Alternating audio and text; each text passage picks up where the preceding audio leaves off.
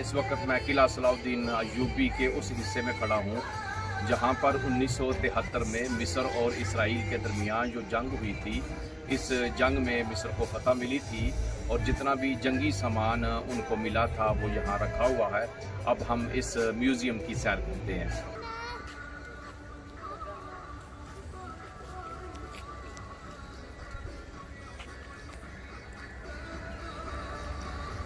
मत्हफ अल हर्बी अल कौमी, national military museum, कौमी जंगी अजायबघर।